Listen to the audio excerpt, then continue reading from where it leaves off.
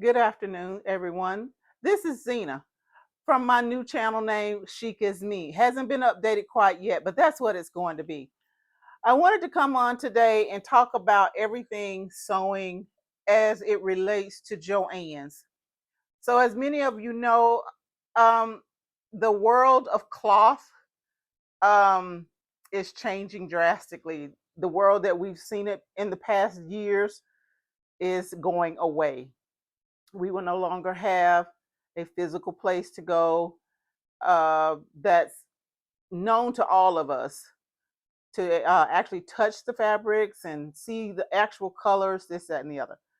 So, what I decided to do was because a lot of the content that's out there right now is covering about the same thing, it's not really touching the bases of what I need. And so I thought maybe this may help somebody else. So since I don't have a big studio like a lot of people, I don't have a dedicated sewing room like a lot of people. I just have this little area right behind me, which is in my living room, and it's a neat little niche in the cut here in front of a window. I have my notions and things in this cabinet. My patterns are there. And this is the sewing station here that my husband bought me in 2022. So, what we're going to discuss today are the things that I need to complete my area. I have almost everything, but there are a few things that I do want to just go ahead and get because, like I said earlier, we are not going to have the touch and feel. So, in this side of the cabinet here is my reference books. And I pulled out three. Both the first two are by Singer. Don't know if, and they are the Essentials Sewing Book. And then this one is by DK. Anyway, it's called The Complete Sewing. This one. So I'm hoping it will show the right way. Anyway, what I wanted to do was think about the things that I need to complete this area. So the things that I really need are things that I may need in the future, such as more pins, more needles, more thread, serger thread, things along that nature. And I pulled out these books so that I can look and see what I don't have and list it on a pad and take it with me when I go to Joann's. I did take a video on the very first week after the sale was announced that only 500 stores were actually closing, but I didn't get to post it. But I did a small haul that day, and I mean small. But the only thing I touched on that day, which is in line with what we're talking about today, are needles because I have a brand new serger that I have yet to use and learn how to use. I decided to go ahead and get some needles. So I looked it up online and I got 4 packs of Schmetz, the Microtech sharp needles. These are the 9014s. And I think this is a universal type needle so that I will have a startup on needles or replacements in my serger. So I do have that, and I'm going to add some more. I keep my needles here, and I'll show you. I have when I open up a container, I put them in this, and it's got each one listed on the container here. So I keep the bulk of them here in this little container here in the bottom drawer, and all of these are for the Singer. So I have stocked up quite a bit over the past years on the Singer needles, the various ones, so I have plenty of them. I may add a few more, not sure yet, but definitely I do have some.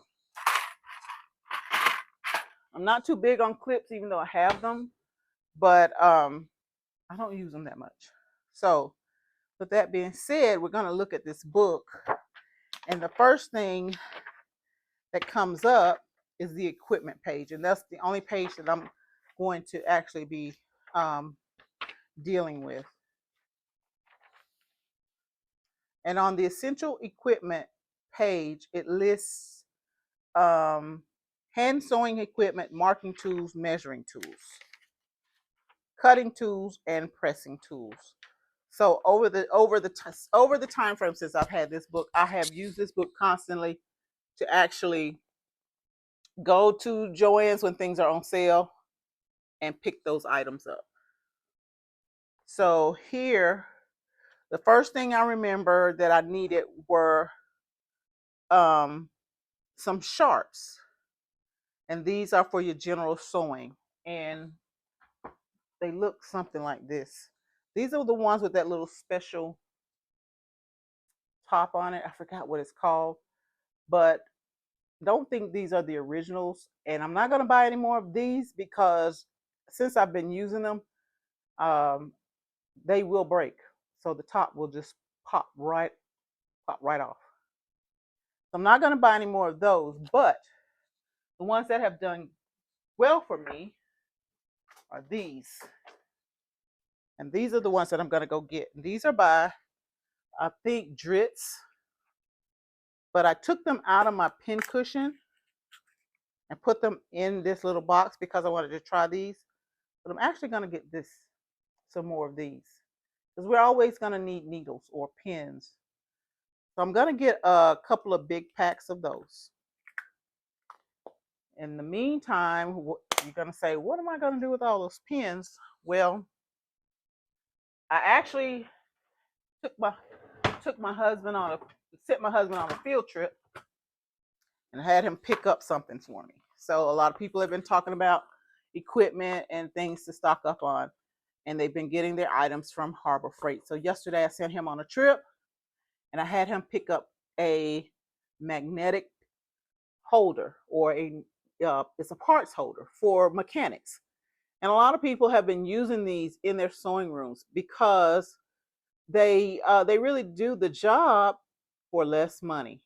And as you can see, this one is a 6-inch one, but this one only costs $1.99. Some people have been reporting that it's a little bit more in their areas, so you may want to check it out. But there is a $4.99. I'm sorry, a 4-inch one, and I'm not sure how much that one is. But in my area, the 6-inch is going at $1.99. And I actually have another magnetic.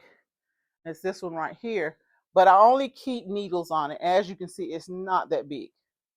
So when you have a lot of pins, you're pinning a lot of things, you want a lot of area. So that's another thing that I have put into my storage or list of things to get.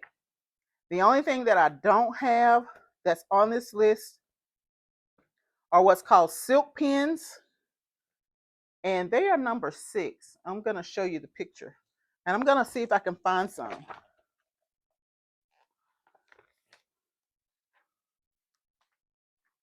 The number 6 is right there. Hope you can see it.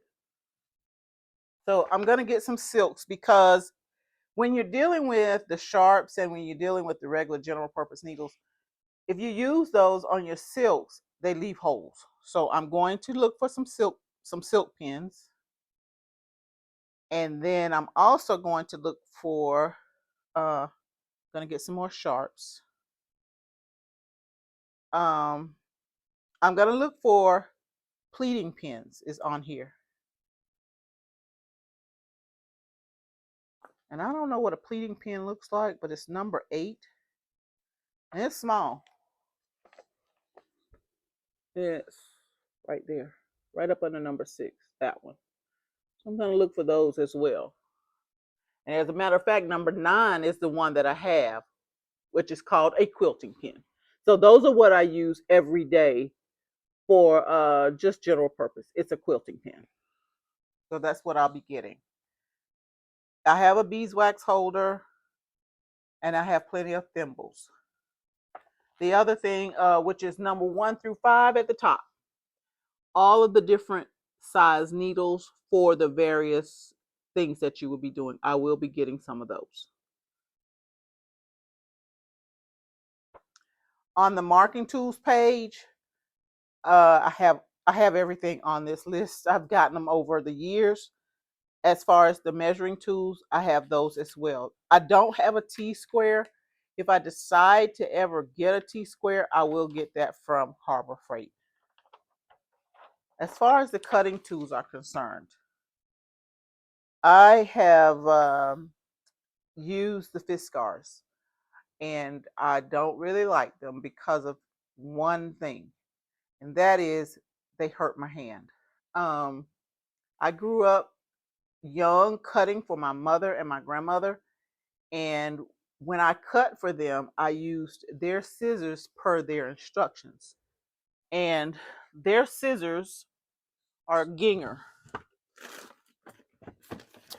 So I inherited my mother's Ginger shears when she passed, and they're still in the original box that they came in back all those years ago, right here. And they are still sharp as the day that she bought them. The only time I use these shears are for real delicate type fabric. I don't want these to get damaged, so I keep them hidden. But what I do use now is a set of shears that my daughter bought, and that's these, and I don't know where she got them. However, I just started using them because since I bought those Fiskars, and I think I bought them like maybe 4 years ago. I think I got them through the pandemic because the previous years I had worn those out. But I have worn out those Fiskars. These are what I'm using right now, and these work very well. If for any reason she can remember where she got them, I will get a link and put it in the description box below. So on the cutting tools, I don't need those. I do also have, I have the matching pinking shears. Don't know what I did with them for the Ginger, but I do have them. And as you can see, the Fiskars that I'm talking about, they're right there hanging up. So I'm going to convert those over to papers, maybe like PDF patterns when I start doing PDF patterns. But for now, that's where they are. I have plenty of tape measures, which everybody needs. And I also have 2 sets of these pliers. And I've got to figure out how to use them. I have yet to figure out how to use them, but I do have them, and I am going to learn how to use them. So that's an item that I don't have to actually get. The other thing, here's my Fiskar pinking shears. And these kind of hurt too. So this is, for those of you who don't know what pinking shears are for beginners, that's these. They don't cut as well as my Ginger. They actually fray more than anything. Won't be getting those. So I have those. The only thing I wish I did have to complete my Ginger set is a Ginger rotary cutter. And I don't have one. But I do have one. And it is a Fiskars. And it's on the wall as well.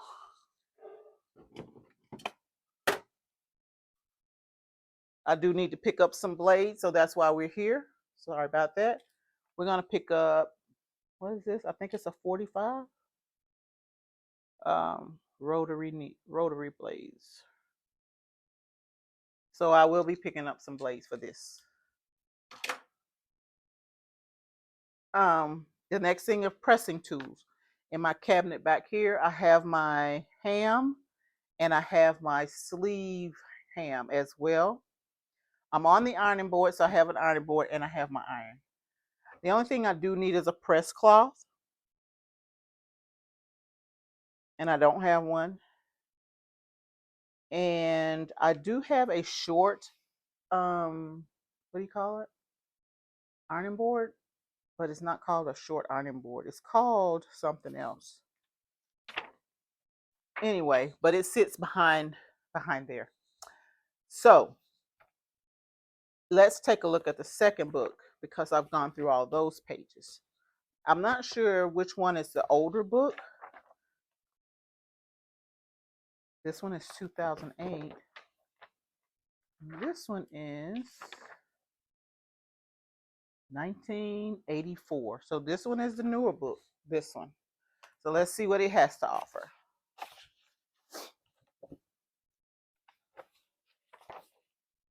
By the way, my books came from thrift stores. So off the bat, this one is talking about the sewing machine as well. But what I do see is bobbins. Even though it's talking about the machine. So it's talking about bobbins and needles. So I will be getting some bobbins. The next thing I see on this page, on the next page, is a walking foot. Now, my machine came with a walking foot. For those of you who are new, don't have one, they are pricey. Try to find a walking foot when you're in Joann's. And from what I understand, they're pretty universal unless you are using maybe some of the bigger brand machines like the Berninas, the Genomis, and one more, maybe Juki's. So just check out your machine prior to getting it. This book is pretty much the same, except has a different format.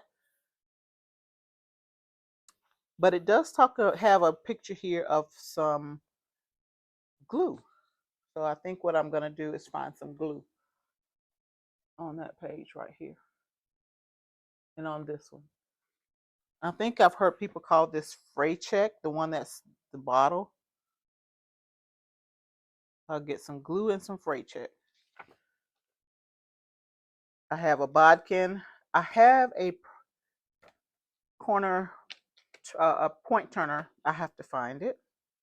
I do have the small scissors, and that's it on those pages. So now let's look at the next page, the next book, see what it has to offer. This book is by DK. Right off the bat, it's talking about your table of contents, but it has pictures on each one.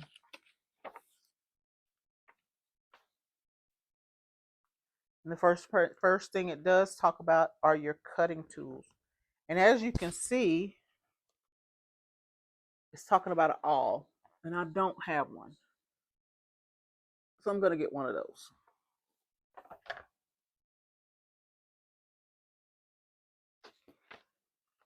I have 2 seam rippers. I actually have an ergonomic one, and I like it. It's right here. And I have another one. And I think this one came from Joann's last year because I actually misplaced my other one. Couldn't find it. And as soon as I bought this one, I found it. So you know how that goes. I do have some measuring tools for specialty measuring, like your contours, things like that. And it's a small set, but it sits back there on the wall.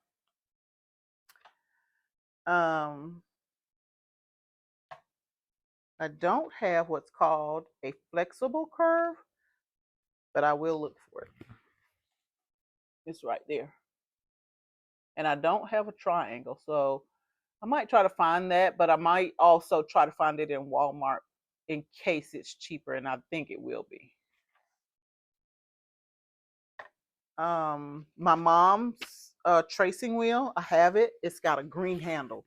So this one with the spikes on it, I have hers, so I don't need one of those. But I do have another one that has less of the spikes, so I don't need that. But for those of you who are looking, you may want to try to see if you can find one. I have plenty of different types of chalk markers, Taylor's chalk, things like that. I don't have a darning mushroom. Right there. I think I'm going to try to find one of those.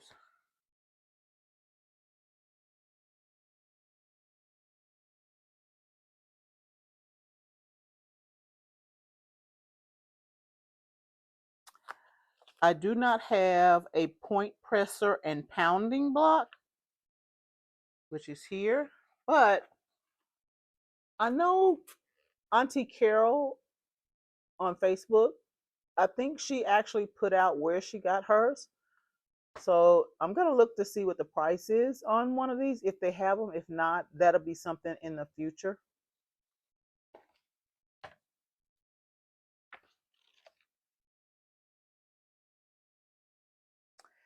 As far as the machine is concerned, one thing I did do when I got my machine was I did pick up some oil.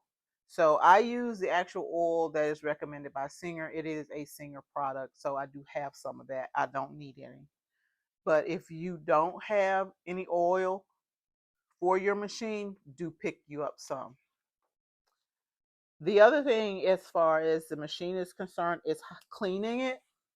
My machine came with um, one of these little brushes right here, right there. However,